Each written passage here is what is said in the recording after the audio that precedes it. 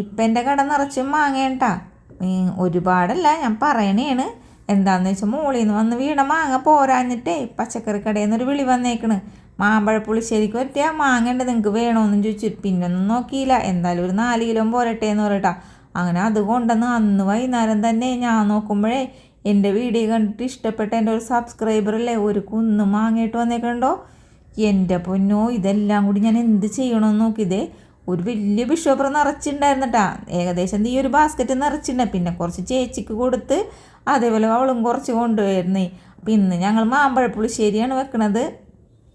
അപ്പം അവൾ കുറച്ച് കുലിച്ചെടുത്തിട്ടാ. പിന്നെ കൈ കൊണ്ട് കുലിക്കാൻ പറ്റണില്ല, ബാക്കിയുള്ളത് കത്തി വെച്ചിട്ട് ചെത്തിയെടുത്ത്.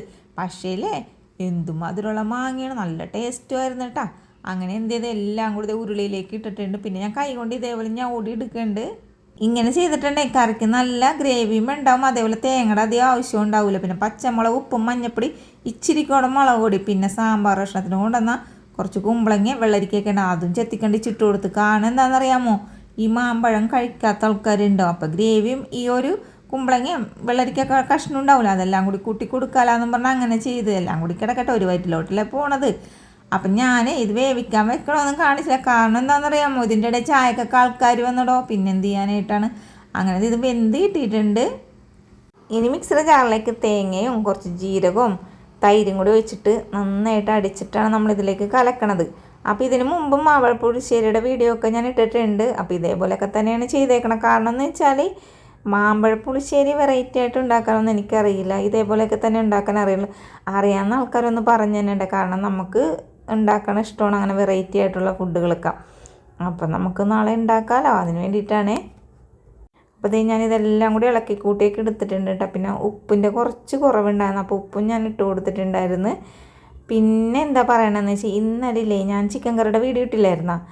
അപ്പോൾ ആ സമയത്ത് ചിക്കൻ കുഴക്കണ സമയത്ത് ഉപ്പ് ഇട്ടില്ല.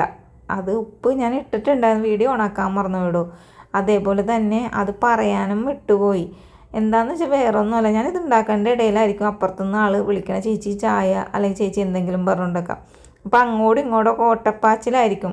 അതുകൊണ്ട് ഉപ്പിടാനായിട്ട് മറന്നു പോയതല്ല, ഉപ്പിട്ട് കുഴച്ച്, പക്ഷെ വീഡിയോ ഓണാക്കാൻ മറന്നുപോയി. ഇതിനിടെ ഞാൻ കടുക് വറുത്തിട്ടായിരുന്നു കേട്ടാ. വെളിച്ചെണ്ണ ഒഴിച്ച് അതേപോലെ കടുകിട്ട് പിന്നെ കുറച്ച് ഉലുവയും മറ്റൽമുളകും കറിവേപ്പില ഇട്ട് തീ ഓഫ് ചെയ്തിട്ട് ഒരു ഇച്ചിരിക്കോളം മുളക് പൊടി ഇട്ട് കൊടുത്തായിരുന്നേ. അപ്പം നമ്മുടെ വീഡിയോ കണ്ടിട്ടില്ലേ ഒരുപാട് ആൾക്കാർ ഇപ്പം നമ്മുടെ കടയിൽ ഫുഡ് കഴിക്കാൻ വന്നിട്ടുണ്ട്.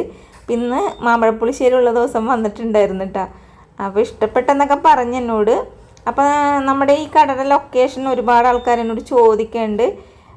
പാലാരിവട്ടം വെണ്ണലില്ലേ, അവിടെ മംഗലദേവി ക്ഷേത്രം എന്നൊരു ക്ഷേത്രമുണ്ട്.